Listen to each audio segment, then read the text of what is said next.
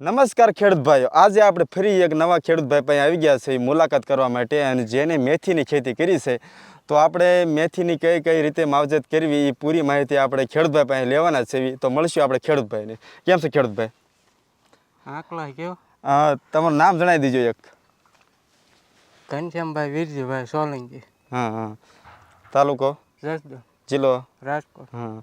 તો ઘનશ્યામભાઈ, આ તમે મેથીની ખેતી કેટલા સમયથી કરો છો? આમ તો 2-3 વર્ષ જેવું થયું. 2-3 વર્ષ જેવું. હા હા. તો તમને આમ ખબર તો છે ને આપણે ક્યારે વાવી ને ક્યારે ન વાવી એમ? ખબર તો હા. હોય જ છે ને. તો તમે આ ખેતી આપણે કયા સમયે કરવી પડે તો ખેડૂત ભાઈને સારા ભાવ મળે એમ? આ એક 6 મહિના પહેલાં કરવી પડે, ઓલી ભીમ 11 આવે ત્યારે, અને એક દિવાળી નોરતા ટાણી. ઠીક, નોરતા ટાણી. હા હા. અને આમાં આપણે મેથી વાવી ત્યારે તમે કંઈ ખાતરનો ઉપયોગ કંઈ કરો કે? ડીઓપી નાખ્યું ને એમ તો ડીઓપી જ્યારે વાવતા હોય ત્યારે? પીછે કાંઈ નહીં. અને આમાં ધ્યાન શેની રાખવું પડે આપણે આ ખેતી જ્યારે આપણે આ મેથીના બીજ વાયા હોય ત્યારે? કાંઈ નહીં, આમાં તો એક દવા એક જ છાંટવાને આવે, હવા ટાટાવાળી. ટાટાવાળાની. હા. અને આમાં રોગ કેવા આવે આમાં? રોગ ઠામું કોનું આવે? લશ્કરી આવે, પણ એ અવાટ મારે એટલે વહી જાય. ઠીક. હા. કયો મારવાની? અવાટ. એટલે લશ્કરી વહી જાય, એક જ રોગ આવે. આમાં ઈવળું ને એવું કઈ રોગ આવે કે એવા કઈ? એવું લીલી પડે, પણ એ અવાટ મારે એટલે વહી જાય. એક કલાક છાંટવું પડે કે મેથી પાકી જાય. હા. તમે આમાં એક જ ફેર વાવી છે આ તમે મેથી કરી એમાં ઠેઠ લગન?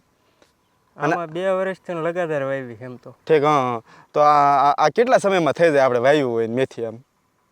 31 દી જેવું થાય. 31 દિવસે તમારે જમીન જો સારી હોય એમ તો પછી 27 દી થઈ જાય. હા. તમે આ મેથી લીલી જ વેચો છો? લીલી તે એક ખેલ પકાવી એમ તો.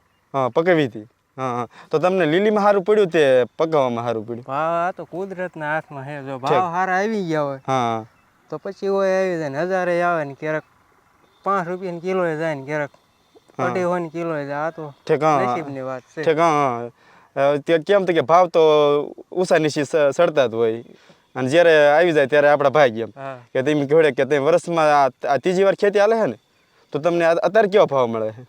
અત્યારે 500 રૂપિયા એવા હાલત બજારમાં. 500 રૂપિયા જેવા? હા. તો અત્યારે તો હાવ ડીમ કહેવાય ને ભાવ? ડીમ જ કહેવાય. અને તમને ભાવ તમે 3 વર્ષથી વાવો છો, તમને ભાવ હારા કેટલા મળેલા? હારા મારા 27-28 રૂપિયા જેવા મળેલા કિલા. ઠીક, કિલ્લાના? હા. તો હારા જ કહેવાય ને? નહીં એવો ભાવ 500-600 રૂપિયાની મણ જાય ને ત્યાં સુધી વધે. હા. અને આ 500-450 ફૂટનું પાળ્યું છે. ઠીક. હા. એટલે મિનિમમ મેથી એક પાળિયામાંથી 25 મણ જેવી ઉતરે. 25 મણ જેવી? હા. હા. એક પાળિયામાં? એક પાળિયામાં 500 આવે એટલે 10,000-8,000 ની પાળવી ક્યારેક થાય. ઠીક. ભાવ ન આવે એટલે તમારે એમ માનવું કાંઈ ન થાય. ઠીક. હા. ભાવ ન આવે ત્યારે એમ માનવાનું કે કાંઈ નથી એમ. એટલે ત્યારે કાંઈ એવું તો નહોતું હોય ને, પણ ગમે હરખા ભાવ. આમાં બીવાય નહીં, આમાં ખર્ચો કાંઈ નથી કર્યો. અત્યાર સુધીમાં 100 કિલો ડીએપી ખાતર વાવ્યું છે. હા. અને 1200 રૂપિયા ઘઉંના બેયનું થઈને વાવવાના દીધા, શેણાને બધું થઈને 5 વીઘાના. હા. બીજું આમાં કાંઈ ખર્ચો નથી કર્યો. અને 15 કિલો જેવી મેથી લાવ્યા હતા. 15 કિલો જેવી મેથી વાવી છે તમે 1.5 વીઘામાં? ઠીક. 15 કિલો થઈ જાય આમાં એમ કહો ને તમે? હા, 15 કિલો એ થઈ જાય 1.5 વીઘા. અને તમે આ બિયારણ ક્યાંથી પસંદ અલગ અલગ જાતિ આવે ને, તે આ એક જ જાતિ આવે? ના 3-4 વેરાયટી આવે. તો તમે આ વાવી એનું નામ શું છે એમ? આ હે બોમ્બે સુપર હે. બોમ્બે સુપર? હા. તો તમે 3 વર્ષથી બોમ્બે સુપર જ વાવો છો? બોમ્બે સુપર જ તે. અને આ ઘરનું બી પકવેલું હતું, આ એનું જ છે. ઠીક. બજારમાંથી નથી લાયા. બજારમાંથી નથી લાયા? હા. એક કે લાયા જ પહેલી ખેલ, પછી ઘરનું પાક્યું ને એનું એ જ હાલે. ઠીક. તમે પકવાડી દીધું હતું એ સમયે, અત્યારે ભાવ નતા ત્યારે? હા. પકવી દીધી એક. એટલે પછી ઘરનું બી તમે વાવો છો કે ક્યાંથી લાવતા નથી? અને આના બીના ભાવ કેવા હોય એમ?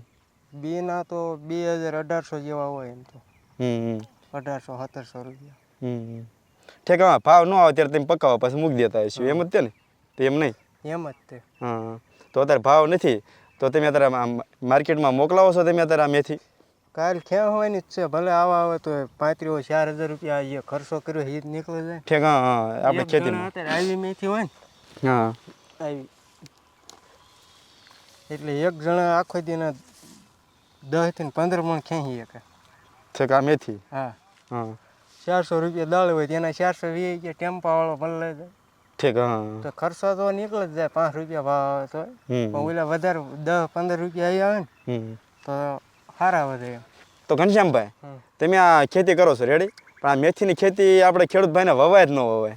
વવાય કરી પણ 1-2 કિલો વાવીને પછી ભાવ સારા મળ્યા હોય પછી બંધ કરી દેવાય. કેમ કે જમીનમાં પછી ફૂગનાશક આવે પછી વારી ખેતી ન જાય પછી હા હુકારો અહીં પકડે 10-15 દિને થાય ને હા હા એટલે આમ કરમેથી હેઠે બેસી જાય. ઠીક હે. પાળિયા વીયા જાય. એટલે હેઠી બેસી જાય એમ, હા. એટલે ઉછી બહુ આમ ઉસાય ન જ થાય. નહીં નિષ્ફળ જ જાય. હા હા હુકારો તેવો આવે. ઠીક. વારી હા ખેતી આની ખેતી એના એ કટકામ ન કરે કરાય ખરી પણ બીજું કટકું હોવું પડે. હા હા 1.5 વીઘા બીજું હોય ને હમ. એમાં પડું ફેરવવું પડે. ઠીક. હા પડું ફેરવવું પડે. એક ને એક આમાં નામાં નહીં વાવાય નહીં. આમાં નામાં ન હોવું. ઠીક. હા પણ તમને અનુભવ હશે જ તે ને કે એમ તો કે તમે 3-4 વર્ષથી વાવો છો. પૂરેપૂરો આનો હા હા આમાં ખર્ચો લાંબો નથી પછી પ્રોફિટ સારું ભાવ આવ્યા હોય તો. ઠીક. હા હાવ ખર્ચો નીજીવો હાવ, હા. એટલે કાંઈ ખર્ચો જ નહીં એમ, મફત ગોળે થાય એમ. મફતમાં થાય. અને મહિનામાં થઈ જતી છે ને. 30 દી જેવા લાગે એટલે મહિનો. હા મહિનો જ તે ને એમ કે મહિનામાં લીલી ઉતારવા મળે તમારે એમ કે ખેંચીને તમારે માર્કેટમાં મોકલી હોય તો તમે મોકલી શકો. વહી જાય. હા અને આ એક વસ્તુ એવું જો આને ફૂલ આવી ગયું પછી બજારમાં કોઈ આને લે નહીં પછી ઠીક. ધડો ન કરે કોઈ હા. બજારમાં, પછી પાણા તો પછી પકાવવાની જ ભાવ રહે. હોય તો આવે એવા 7-8 રૂપિયા એ હજમાં પછી 27 રૂપિયા 28 રૂપિયા કિલોના ભાવ હોય ને હા તો આના 10-15 રૂપિયા તો પડે. ઠીક. 10-15 રૂપિયા. આમાં હતી જ તે અને પેલા જો આ એમને ઘનશ્યામભાઈ આમાં ફૂલ આવી જાય રેડી, હમ. જો આમાં આ ફૂલ આવી ગયા છે. આ એ ઓલફેરની છે ઓલા કાંઈ નહીં આમાં ખાલી એમના ઓલું બોટાવેટર કાંઈ નથી માર્યું. આ સીધું સાહે વાવી જ દીધી ટ્રેક્ટર વાળા. હા આમાં ખર્ચો ખાલી માત્ર 1500 રૂપિયાનો જ કર્યો બધા. ઠીક. આ 1.5 વીઘામાં તમે વાવ્યું એને 1500નો જ કર્યો. 15નો ખર્ચો કર્યો છે ખાલી. આ ઓલફેરનો દાણો છે. ઠીક. હા છોડવું. ઠીક. આ જે બી વધી ગયા હોય એનું એ આમાં ઉગી ગયેલા છે એમ છે ને. અને આ ખેહાણેલો નથી એ છે. ઠીક. હા ના રેડી વાત છે. તો ઘનશ્યામભાઈ તમે ખેડૂતભાઈને શું કહો છો કે આમાં ધ્યાન શેની આપણે કાળજી શેની રાખવી પડે આપણે આમાં? કાળજી આમાં કાંઈ નહીં. પેલા 2 પાણો પાયા પછી ઉગી ગયા પછી 4-5 દી જવા દેવાનું થોડાક લંઘાઈ જાય. એટલે 2 પાણ એટલે ક્યારે એમ નહીં, જ્યારે વાવી છે રેડી ત્યારે 1 પાણ પાઈ દીધું ઉગી ગયું એટલે એ 1 પાણે ઉગી જાય. 2 પાણે ઉગી જાય અને પછી 5-6 જમણ જવા દેવાના હાથ દી. ત્યાં ઉરિયા નાખીને 2-4 કિલો જેવું પાવી દેવાનું. ઠીક. હા પછી બીજું આમાં કાંઈ નથી કરવું. હા પછી પાણી દેવું પડે તો દેવું જ ન પડે એવું કંઈ ખરું કે? પાણી પાવા જ પડે ને 2-3 હજી આમાં 4 પાણ પાયા. ઠીક. 4 પાણ પાયા મહિનામાં. ઠીક. હા અને બીજું કાંઈ તેમ કાંઈ કર્યું નથી, ખર્ચો કાંઈ કર્યો નથી, દવા કાંઈ છાંટી છે તમે આમાં કાંઈ? આમાં એક હવાટ છાંટે છે. ઠીક. ઉપરથી ફુવારા 400 રૂપિયાની આવે. એક લઈ લેવાની 400 પૂરું બધું. ઠીક. હા હા બીજો આમાં રોગ તો કાંઈ આમાં બતાતો નથી. રોગ અમુકો નથી. આમાં રોગ તો આવતા છે ને અમુક સમયે એમ. અમુક ટાઈમ એવો કુદરતી હવામાન હોય તો રોગ આવી જાય.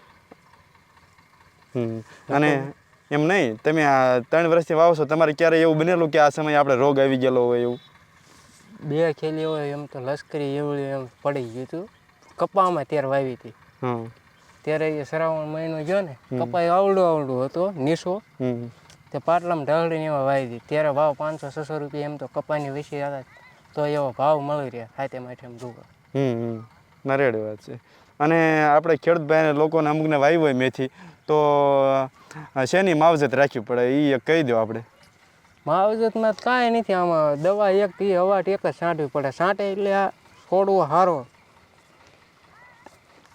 કૂણો રહે અને જલ્દી વધે. બીજું આમાં કાંઈ ન આવે ઈવળ સિવાય. ઠીક. ઈવળ સિવાય કાંઈ આ કડવું આવે ને હા એટલે આમાં ઈવળ હબલેર ઓછી બને ક્યાં સુધી આવે.